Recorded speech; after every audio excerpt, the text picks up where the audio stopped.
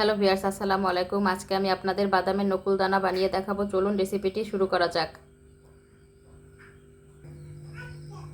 একটা পাত্রের মধ্যে আমি বাদামগুলি দিয়ে দিয়েছি।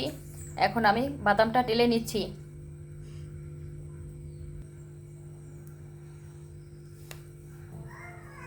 বাদামগুলি টালা হয়ে গিয়েছে। এখন আমি বাদামের খোসাগুলি ছাড়িয়ে নিচ্ছি। এখন একটা পাত্রের মধ্যে 1.5 কাপ চিনি দিয়ে দিয়েছি।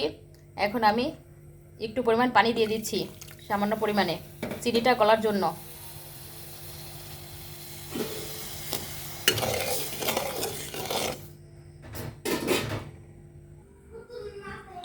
আমি সবগুলি বাদামের খোসা এইভাবে ছাড়িয়ে নিয়েছি। চিনির শিরাটা যখন এরকম ঘন হয়ে আসবে, এর মধ্যে আমি এখন বাদামগুলি দিয়ে দিচ্ছি।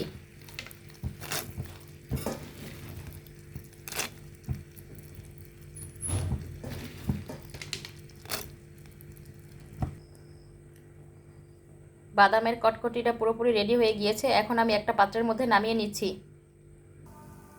বাদামের কটকটিটা আমি একটা পাত্রের মধ্যে নামিয়ে নিয়েছি। এখন ঠান্ডা হওয়া পর্যন্ত অপেক্ষা করছি। এই যে আমার তৈরি হয়ে গিয়েছে বাদামের কটকটি। আর আমার ভিডিওটা যদি ভালো লাগে লাইক কমেন্ট শেয়ার করবেন, আর চ্যানেলটা সাবস্ক্রাইব করে পাশে থাকবেন। সবাই ভালো থাকবেন। আল্লাহ হাফেজ।